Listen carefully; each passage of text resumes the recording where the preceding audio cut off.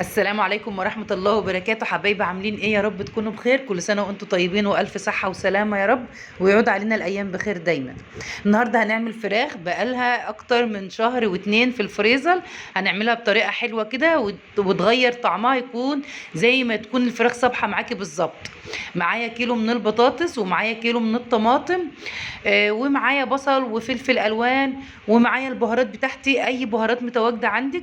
ده فلفل وكمون والسبع بهارات وكزبره ناشفه. وطبعا هضيف برضو الملح، بس اي بهارات متواجده عندك بتحب تضيفيها ضيفيها يعني. معايا ميه على النار، هحط فيها معلقه من الخل، على برضو معلقه من الملح. ليه الملح والخل كده في الميه؟ علشان انا هدي للفراخ بتاعتي غلوه الاول، لان زي ما قلنا الفراخ بقالها اكتر من شهرين في الفريزر. لو انت عندك الفراخ صبحه ما بتعمليش الخطوه دي خالص، او مثلا بقالها اسبوع 10 ايام 20 يوم بتستبعدي الخطوه دي نهائي. بس انا زي ما قلت لك، انا الفراخ بتاعتي انا اللي مربياها، وطبعا قربت يعني شبه كده بتخلص من الفريزر. فقبل ما بتخلص لازم اديها غلوه كده على النار، او اشوحها في معلقه سمنه او زبده او زيت. بس انا بفضل انها تاخد الغلوه كده في ميه، بتطلع كل الريم او الزفاره او اي حاجه مش حلوه فيها في الميه. بتكب الميه وبتشتغل عادي بقى بالفراخ كانها صبحه وفريش.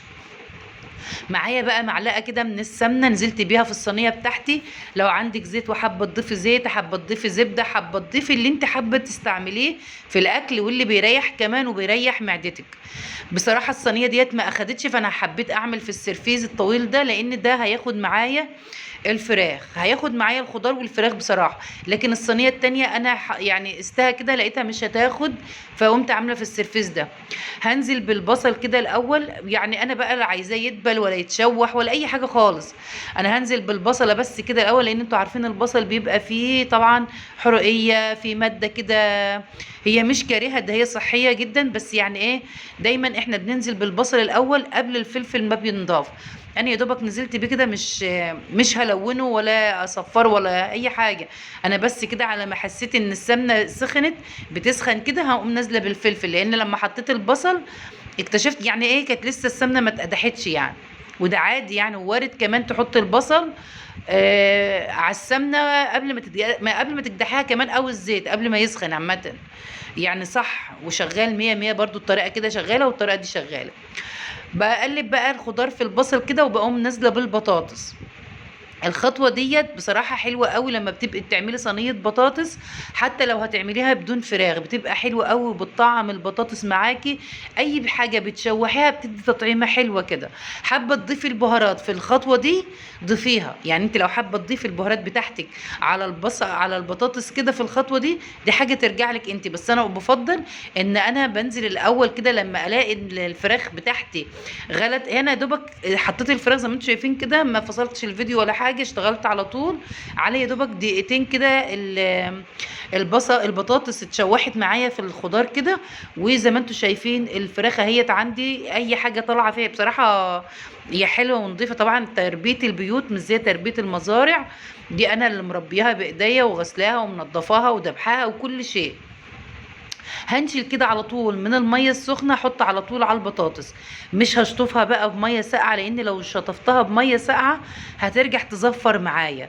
فانا هنشيل على طول كده، على طول من الحله بتاعتي على الصينيه على طول. وزي ما قلت لك، لو حابه تضيفي البهارات على البطاطس بالملح ضيفي، دي حاجه ترجع لك انت بصراحه. لكن انا هضيفها على على اللحمه كده، على الفراخ. لان طبعا انا هدي تركايه كده جديده. انا يعني جربتها جت معايا بالصدفه المره اللي فاتت، كنت عملته بدون تصوير، ولقيت الفراخ طعمه معايا وطعمها حلو، والبطاطس طعمها حلو.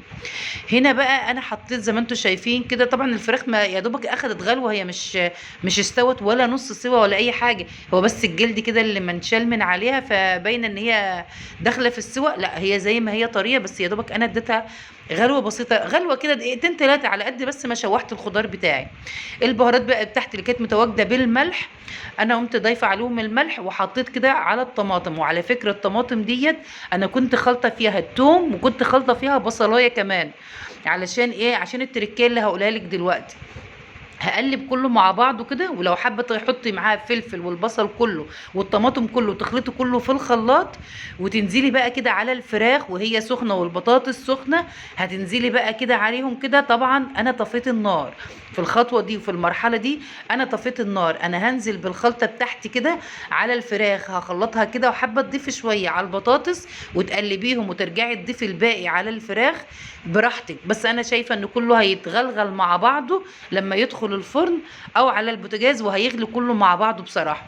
انا هغطيها بقى واسيبها تتبل كده. طبعا زي ما قلت لك انا خلطه الثوم وبصلايه، وحطيت التوابل والملح في الطماطم، ونزلت كده على الفراخ. انا عايزه بقى الفراخ ترجع تتبل كانك بتدبلي فراخ هتشويها او هتعمليها في شوربه، او كانك بتدبلي اي حاجه وبتركنيها ساعه ولا اتنين كده جنبك. بتدي طعم تاني خالص، بتودي الوصفة بتاعتك والطبخة بتاعتك في حتة تانية خالص. انا بصراحة جيت معايا بالصدفة المرة اللي فاتت، فلاحظت طعم الفراخ حلو والبطاطس كان طعمها حلو، فعرفت ان انا اكتشفت ان انا كنت تركتها شوية، كانت جالي ظروف يعني، واضطريت ان انا اطفى عليها وسبتها ونزلت. ولقيت جيت اولع عليها بعدين لقيتها طعمها زي العسل كده زي ما انتوا شايفينها بقى كده. هقوم جايبه بقى سلوفان ومغطياها شويه كده على ما اروق حواليا، غطيتها زي ما انتوا شايفين باي غطا يعني، مش لازم سلوفان. واقوم بقى ايه ركناها. انا بقى زي ما قلت لكم انا طافيه عليها من ساعه، يعني اول ما بدات احط الطماطم وانا طافيه، هركنها كده بقى لغايه ما اروق مطبخي وحوضي كده، وافطر كمان واشرب شاي. يعني انا الكلام ده كنا حوالي كانت الساعه 10 ونص 11. وطبعا فقلت بقى ايه اخلص اللي ورايا كده وارجع اولع عليها، عشان هي هتبقى طبعا الغدا بقى ايه على الساعه 3 4 بتبقى براحتها بقى. بعد ما اخدت وقت على فكره انا كنت قلبتها، انا ولحت عليها وسبتها شويه. هو لاحظت دلوقتي وانا بجمع الفيديوهات، بس انا ولحت عليها وسبت شويه. وانا بحب بصراحه البصل المتقشر يكون بحاله كده صحيح، بحب ان انا اضيفه في كده في الصينيه بتاعتي، بصراحه بيبقى طعمه حلو. وكنت قلبت الفراخ زي ما انتم شايفين كده علشان تاخد، يعني انا سبتها قيمه 10 دقايق تغلي على البوتاجاز وهي مقلوبه كده، لان طبعا كل حاجه بتطعم فيها، هي خلاص اتبلت واخدت طعم التتبيله، بس انا عايزاها تطيب في التغلغيله بتاعت الصلصه بتاعتي مع البطاطس، طعم تاني في حته تانيه خالص لما بتسيبيها كده يجي 10 دقايق، او زي ما انت حابه لو نص ساعه ولا حاجه. بس انا بصراحه حبيت بقى ان انا ادخلها الفرن واسيبها براحتها كده في الفرن، كانها بتشويها كانها فراخ مشويه، طعم تاني في حته تانيه خالص زي ما قلتلك. هدخلها بقى الفرن زي ما انتم شايفين كده،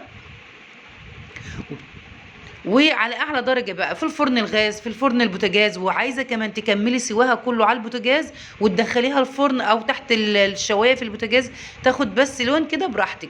في الحركه دي انا كنت والله طفيت عليها وقعدنا ونسيت اصلا الفيديو، بس لاحظت بقى ان انا خلاص ما كنتش كملت تصوير. عملت جنبها شويه رز بشعريه كده، ولحت بقى، قلت ساعه ما اجي اسخن الاكل هقوم ايه مكمله التصوير. ولحت عليها بقى تسخن زي ما انتم شايفين كده، مولعه عليها النار. ودي كانت طريقتي في الفراخ اللي بتغيب عندك في الفريزر مثلا ايه شهرين، فوق الشهرين، لان طعمها بيتغير شويه لما بتكون في شوربه، لازم تتعمل في صلصه او مشويه، ومشويه كمان يكون تحت منها بطاطس، بتدي طعم تاني في حته تانيه خالص.